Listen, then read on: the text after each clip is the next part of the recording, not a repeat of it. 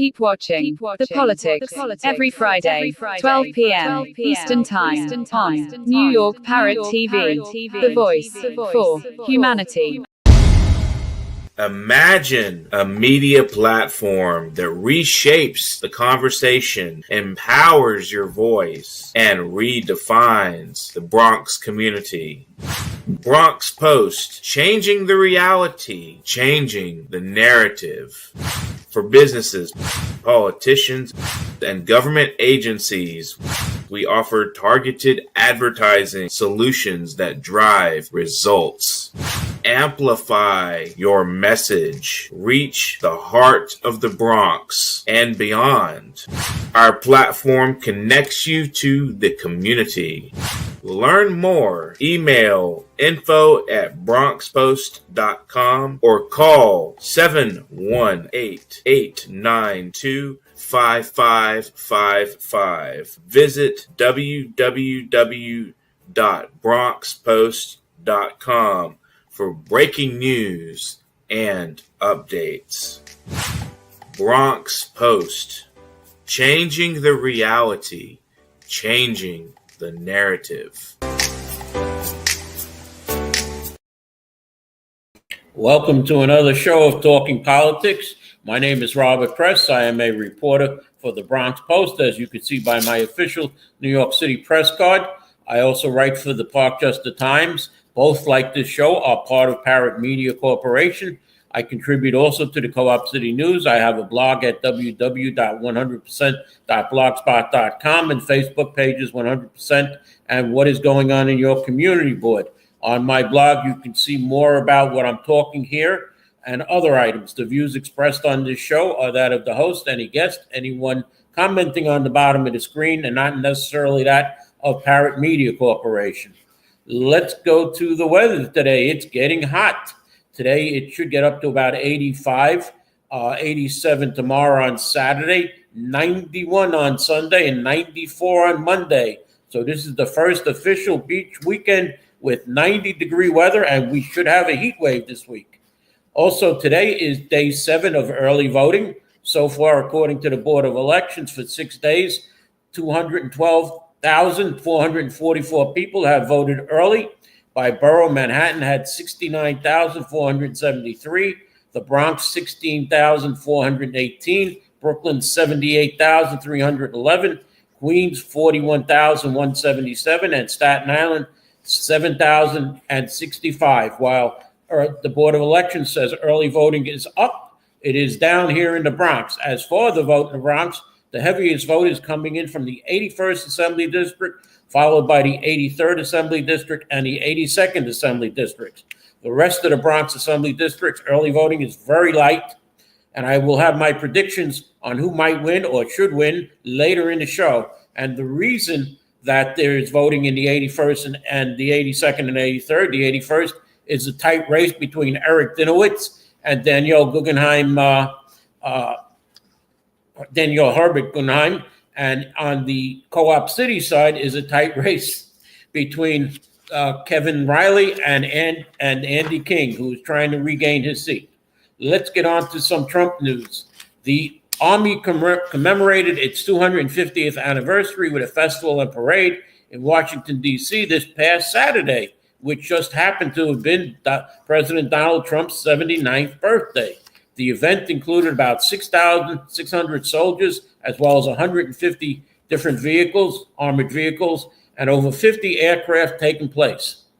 Large crowds of people lined up along the parade route to watch the festivals. Now, why was the festival and parade held on June 14th? Because it was the Second Continental Congress on June 14th, 1775, that voted to establish the official companies, followed by the fighting at Lexington and Concord against British troops. Congress voted to create the Continental Army and then go on June 15th, appointed George Washington as the commander-in-chief. Planning has been in the works for this parade for almost 2 years to commemorate the anniversary with a festival, according to Army officials, but a parade was only added earlier this year.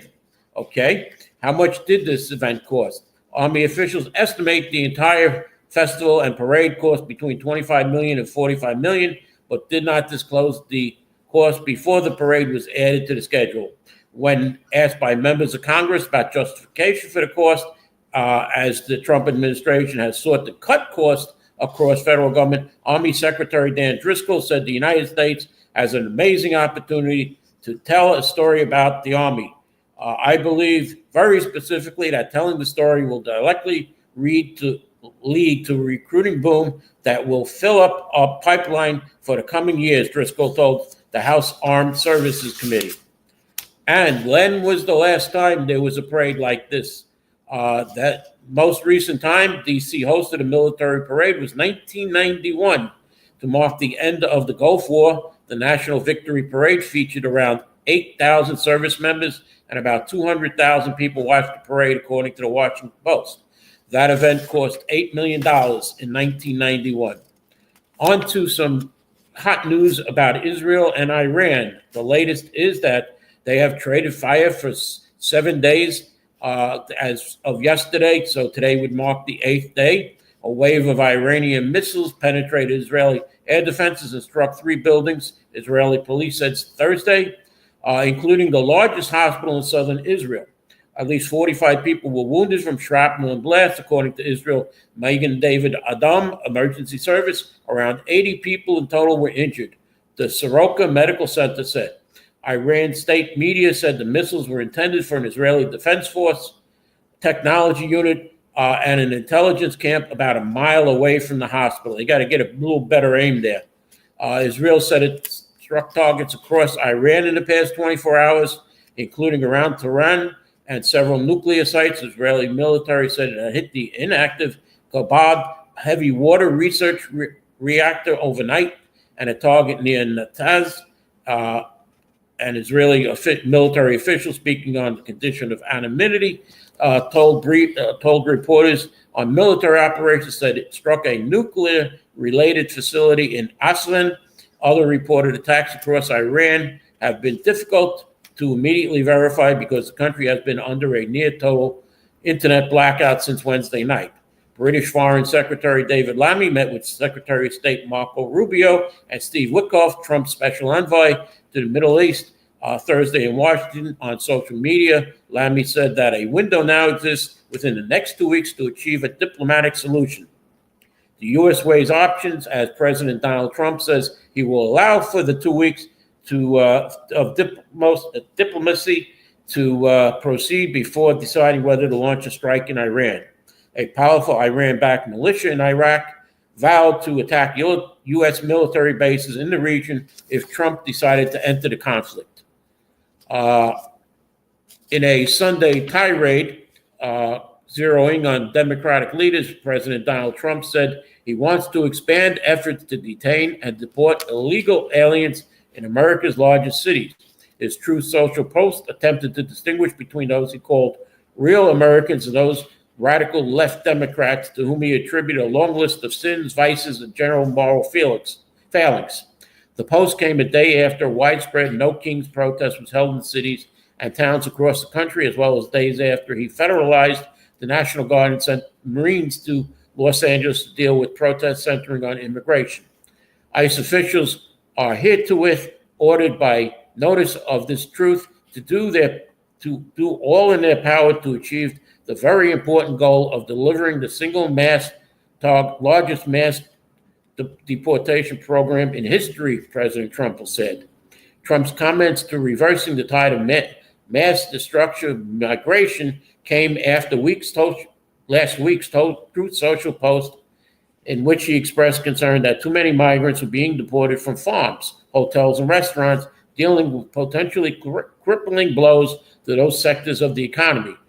Great farmers and people in the hotel and leisure business have been stating that our very aggressive policy on immigration is taking very good long-time workers away from them, with those jobs being almost impossible to replace, Trump wrote on Thursday. Our federal government will continue to be focused on the re-migration of aliens to places where they came from and preventing the admission of anyone who undermines the domestic tranquility of the United States, Trump said.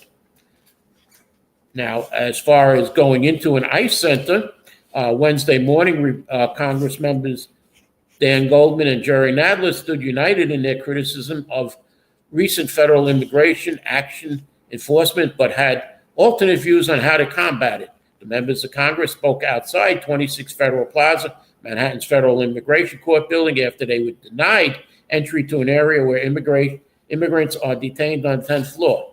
This was the site where New York City Controller Brad Lander had been arrested. The previous day, both representatives emphasized that their prohibited access was illegal as members of Congress, and they are permitted by law to visit U.S. Immigration and Customs Enforcement detention facilities to inspect and conduct oversight. Despite holding immigrants in the area for multiple days, the 10th floor is not an official ICE detention center, a loophole used to justify the barred entries, according to Goldman and Nadler. Goldman, who sits on the House Homeland Security Committee, said he will urge Republicans on the committee to make a joint request to the Department of Homeland Security Secretary Christine Noem to direct officials there to grant them entry. If our Republican colleagues in the majority refuse to do anything about this, we will have to wait until we get a Democratic majority in 2026, which I am confident we will, Nadler said. Goldman quickly jumped in and agreed. I would just add, by the way, what I do think there may be, and we have to consult with lawyers, there may be an intermediate action, but because it is very clear from the plain language of the statute of the Department of Homeland Security is violating the law, and I'm not prepared to wait until January 2027 to make the administration follow the law, Goldman said. As far as Brad Lander, Tuesday was a chaotic day for the mayoral trail as Zoham Morandi celebrated the endorsement of Bernie Sanders from a rally in Astoria. Andrew Cuomo rallied with union members in Union Square, and third place candidate and city controller Brad Lander was detained by ICE agents. Lander was arrested at 26 Federal Plaza, where he was escorting an undocumented immigrants out of the building, out of hearings earlier, something he has done to shield them from ICE officers posted in and around the courthouse to make arrests. I would like to see the warrant, and then I will let go, Lander shouts as he tussles with 3 federal agents, all of them attempting to cuff a resisting Lander, according to the video of the altercation that is on my blog under the title Breaking Control of Lander Detained by ICE. You don't have the authority to arrest U.S. citizens for a judicial warrant, Lander also says, according to the city. One ICE agent reportedly asked another, do you want to arrest the controller? Minutes before they cuffed him. Lander's high-profile detention comes as he dials up his campaign for mayor with just 1 week until the Democratic primary. He won praise from the New York Times opinion section in 2 separate editorials over the past week, performed well in a debate in which he came claws out for the former New York governor and relished a cross-endorsement from Mandani, who is nipping at Cuomo's heels. Now, let's go quickly to the governor's race, and that'll happen next year. We know that Governor Kathy Hochul will be seeking re-election. She has the incumbency. She has money. And although while being the incumbent hasn't always protected the governor of New York, it's still the biggest advantage to have in any race. A weakness, incumbency, also comes with the downsides too. In Hochul's case, she's not very popular. A lackluster 2022 showing that saw Lee Zeldin come within single digits of unseating her in the general election did not inspire confidence. Can she win the primary? Right now, Hochul is the best position candidate to win the Democratic primary. Her opposition, former or current Lieutenant Governor Antonio Delgado, who has a home base of Schenectady and Rhinebeck. Delgado is a moderate by New York City standards. He began his political career by riding a progressive wave into Congress that was fueled by the discontent during the first Trump administration. His strength, he'll be able to call up on the state's network of progressive organizations as he charts a left-leaning path. His weakness, he has virtually no support from New York's Democratic establishments. Most of the Democratic county chairs have already come out in support of Kathy Hochul. The third Democrat that's a possibility is Richie Torres, who is waiting for the mayor's race to end, and he is hoping that Governor Former Governor Andrew Cuomo will be the winner. He, as a necessary condition for running for governor, if he runs, he must give up his seat in Congress. Now, possible Republican opponents in November, before I go to the break here in a few seconds, Congresswoman Elsie Stefanik, Nassau County Executive Bruce Blakeman, and Congressman Mike Lawler will be also possibly nipping at Kathy Hochul's seat. So let me go to the commercial right now. I'll be back with some endorsements in the mayor's race to speak about the mayor's race and the Democratic primary. So let's go to a commercial. Imagine a media platform that reshapes the conversation, empowers your voice, and redefines the Bronx community. Bronx Post, changing the reality, changing the narrative. For businesses, politicians, and government agencies, we offer targeted advertising solutions that drive results. Amplify your message. Reach the heart of the Bronx and beyond. Our platform connects you to the community.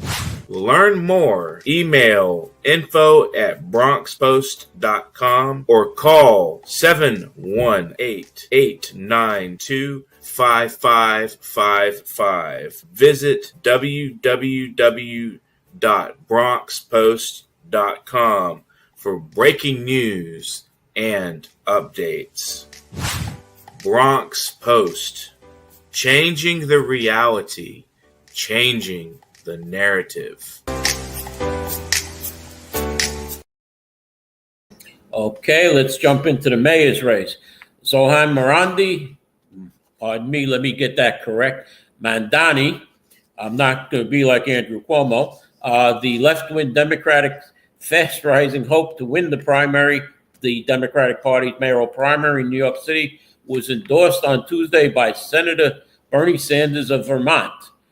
Sanders' support follows the endorsement of Congresswoman Alexandra Ocasio-Cortez, giving Mandani the aid of the country's two biggest progressive leaders. They are joined to back him and oppose his strongest challenger, former Governor Andrew Cuomo. Sanders said in a statement that Mandani was running its spiritual campaign and was a visionary leader. He praised his plan to tax the wealthy. Our nation faces a fundamental choice. We will continue with a corporate-dominated politics driven by billionaires, or we will build a grassroots movement fueled by everyday people committed to fight oligarchy, authoritarianism, and kleptocracy, Sanders said. Yeah. He added that the New York City Democratic primary presents a clear choice as to the path forward. It was not immediately clear if Sanders intends to campaign with Mandani, as AOC did on Saturday at an enthusiastic rally at Terminal 5, a concert venue in Manhattan. Sanders did not make any endorsement in the 2021 mayoral race. I waited until a week before Election Day to officially back Bill de Blasio's re-election in 2017. AOC said at the rally that Cuomo 67 was part of the national policy and that it would be unconscionable for Cuomo to become mayor after he resigned in 2021 following a series of sexual harassment allegations that he denies. The endorsement gives Mandani a boost at a moment when a super PAC supporting Cuomo is running a torrent of TV advertisements depicting Mandani as too radical to be mayor, of which former Mayor Michael Bloomberg has contributed over $5 million. Mandani said in the statement he admired Senator Sanders and called him the most single influential political figure in my life. Make no mistake, oligarchy is on the ballot, Mandani said. Andrew Cuomo is the candidate of the billionaire class that is suffocating our democracy, forcing our working class out of our city. Mandani has made cross endorsements with two candidates, Brad Lander, the city controller, and Michael Blake, a former Bronx assemblyman, in an attempt to combine their supports under the city's relatively new ranked choice voting system. Cuomo has led the polls ahead of the June 24th Democratic primary and has won endorsements from many elected officials and many unions. His campaign says that Cuomo has also won late-stage support from key Orthodox Jewish groups. Cuomo hit the campaign trail on Monday in the back of a truck with his daughters and Jessica Ramos, a state senator and mayoral candidate who was on the ballot, who has endorsed him. And Dami's campaign has argued that he has the strongest army of volunteers. He released a video on Monday warning that ads bashing him would be inescapable in the coming days. That's why in these final days, I'm asking you to knock on as many doors as you can, he said. As for the Cuomo rally speech, he was speaking at a campaign rally of union supporters. The former governor said that a Democratic primary is an opportunity for the entire party to take a look in the mirror after losing in November. The Democratic Party lost its identity, lost its connection to who it really is. The Democratic Party lost its soul because you are the soul of the Democratic Party.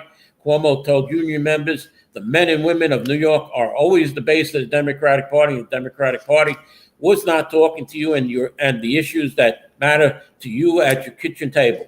As his Democratic rivals, Zohan Madani has claimed to be the candidate with the best policies for the working class.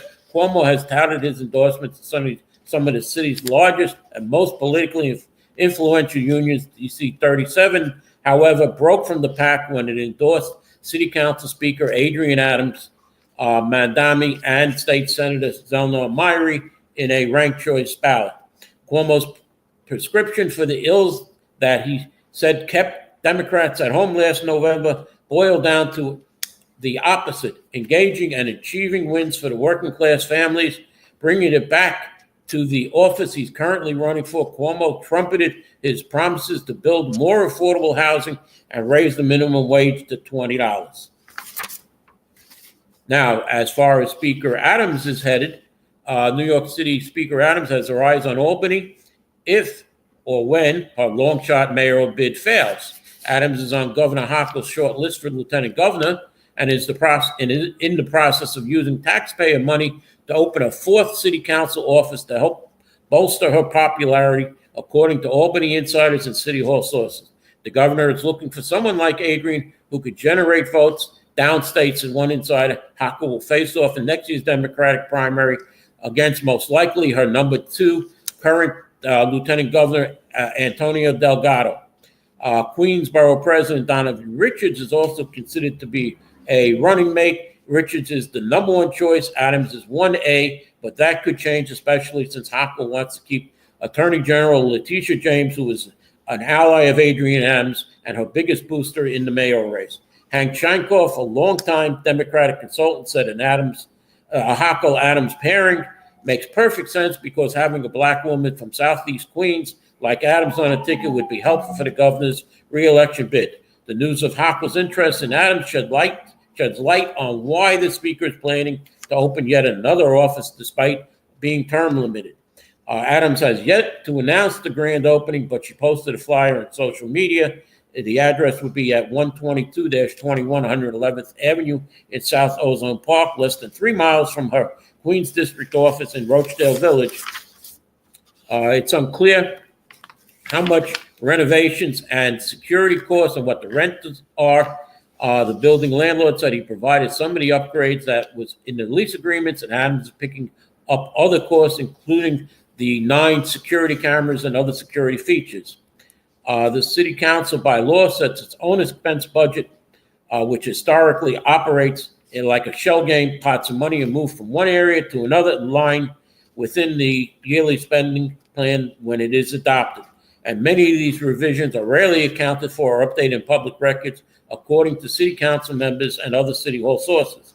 Councilman Robert Holden said the speaker will be out of office in less than 6 months and she will not be mayor, so it makes no sense for her to open up another district office at taxpayers' expenses. Now, candidate Zohan Madani has a tax hike proposal to pay for his things, and Governor Kathy Hochul shot down his plan to hike taxes on some New Yorkers, as she admitted high costs were pushing residents to move out of state. Hochul was asked in a TV interview if she backed Madami's plan to tax wealthy New Yorkers and up the corporate tax. She flatly replied, no, I'm not raising taxes at a time when affordability is a big issue, she told Pix 11. Mandani said he would impose a 2% income tax on Big Apple residents making more than $1 million a year in the corporate tax and inflate the corporate tax from 7.25% to 11.5%, the same as New Jersey. Hochul said, I don't want to lose any more people to Palm Beach. We've lost enough. Mandani is polling second in the crowded Democratic primary for mayor and has been closing the gap with frontrunner Andrew Cuomo. His plan to pay for all that relies on the rent freezes on rent-controlled apartments, free buses, and city-owned grocery stores. It relies on Hochul, on the tax that Hochul says she's against. But let's be smart, she said, we're not going to raise taxes. As far as outside money coming in, it appears that the food delivery platform DoorDash is the sole contributor to a political committee promoting City Council Speaker Adrienne Adams for mayor, even though the ads tell voters that they are funded by a major municipal workers union. Campaign Finance Board records show that Competent New York paid a total of $286,800 for a pair of radio and internet video spots boosting Speaker Adams in a drama-free campaign for workers, despite requirements for prompt disclosure to the City Campaign Finance Board of contributions to the committee. Competent New York has so far not reported any. City and state records show the group was created by the 150,000-member union District 37, which endorsed Adams at the top of a ranked slate. The ads are tagged at the end with a required funding paid for by Competent New York with funds provided by ASME Working Families Fund New York, which is DC 37's parent corp union. As far as ballot access goes, the once hope of two independent ballot lines by Mayor Adams has been doused because speaking at a unrelated press conference, the mayor blasted the Campaign Finance Board's decision limiting him, or I should say the New York City Board of Elections decision limiting him to one independent ballot line in the general election. I think it's unfair, Eric Adams said. I think the rules for everybody should be the same. So our legal team is now looking at that to determine if it's constitutionally sound. Adams dropped out of the Democratic primary while still under the cloud of his now defunct criminal bribery trial, which was tossed at the behest of President Donald Trump's Department of Justice. Instead, he planned to run as an independent in November general election on two ballot lines of his own creation, End Anti-Semitism, and the other ballot line would be Safe and Affordable. Candidates who earned the nomination of major parties can also run on an independent ballot line, but state laws limit independent candidates to just one, meaning Adams will have to change. Will have to choose which one he wants. And there's some good news for Mayor Adams. The last fundraising period, he raised over $300,000 to have his reelection team lead a sign that the embattled mayor is beginning to bounce back. Now, let's get into the predictions as I have a few minutes left. On the Democratic side, there are 11 candidates. I like Scott Stringer. I thought he was an excellent city controller. However, this looks like a two-person race between Andrew Cuomo and Zohan Mandani. I do believe that Cuomo will wind up eventually as the winner of this. And I believe that Adrienne Adams is auditioning for the lieutenant governor position. As far as public advocate, I like Jennifer Radkumar. I had her on the show twice. She would make a great public advocate going back to the days of the first public advocate, Mark Green. For city controller, it could be probably Mark Levine, who is the current Manhattan Borough president, but Justin Brannan is coming on strong, just like Madami is, and he is the city council finance chair. He would probably make a better city controller than Mark Levine. As far as Bronx Borough president, last week I mentioned the $244 million sludge fund that Councilman Raphael Salamanca Jr. had as an uncontested district leader. And I believe that incumbent Vanessa Gibson will win this race at 63% to 37%, because, as I said before, the North is coming out heavy, Riverdale is coming out heavy, Co-op City is coming out heavy, and that is where Gibson is strong. She is equal probably in the rest of the Bronx, which is not coming out, as we saw by the low numbers.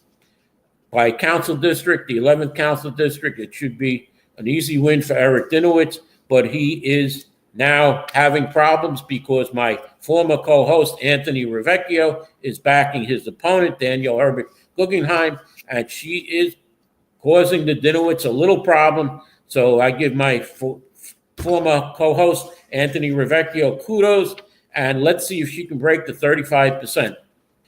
In the 12th council district, it should be Evan Riley winning easily. I'm going to go to the 16th council district, which incumbent Althea Stevens should win easily also. Now let's go backwards a little bit to the 14th council district. There, by the way, there are no primaries in the 15th and the 18th council district. So Oswald Felice in the 15th council district and Amanda Farias in the 18th council district are safe for now. In the 14th council district, I'm going to call it for the incumbent Perina Sanchez, because I believe the third candidate, Brian Hodge Vasquez, will drop down his votes. That should put her over if she doesn't win it right away. Fernando Cabrera has been out of competition for 4 years, and I don't believe that he will have enough power to win. In the 13th council district, we have several candidates who have been called not credible. We now see another one coming out, Jacqueline Torres, who has been quiet.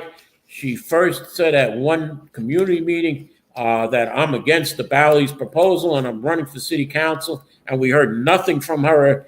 And all of a sudden now she's coming out with ads on Facebook and sending out mailers, I believe.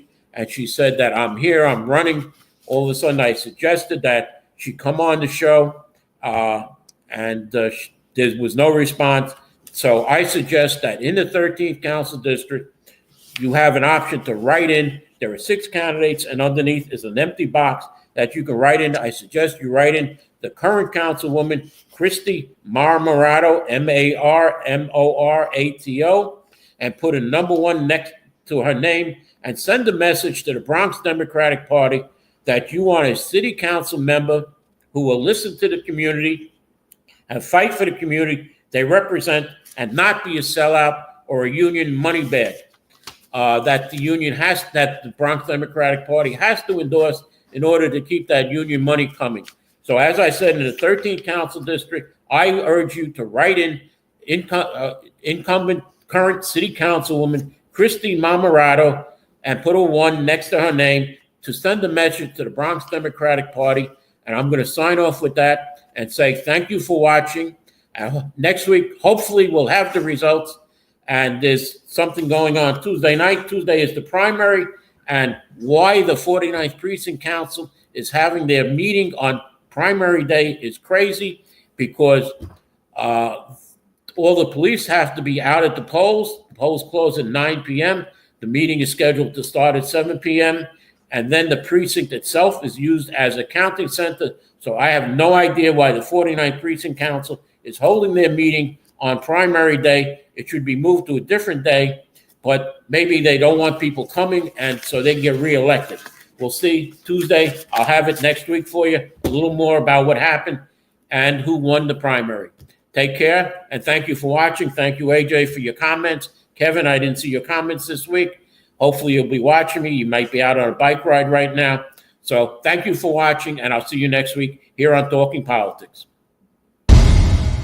Imagine a media platform that reshapes the conversation, empowers your voice, and redefines the Bronx community. Bronx Post, changing the reality, changing the narrative. For businesses, politicians, and government agencies, we offer targeted advertising solutions that drive results.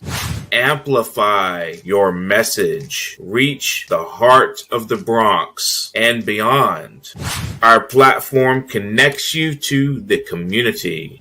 Learn more. Email info@bronxpost.com or call 718-892-5555. Visit www.bronxpost.com for breaking news and updates.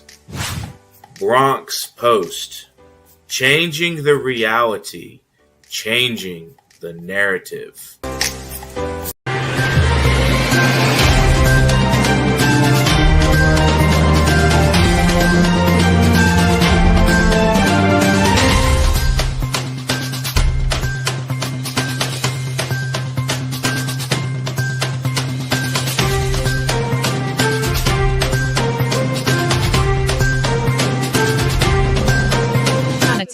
Keep watching The Politics every Friday, 12 p.m. Eastern Time on New York Parrot TV, the voice for humanity.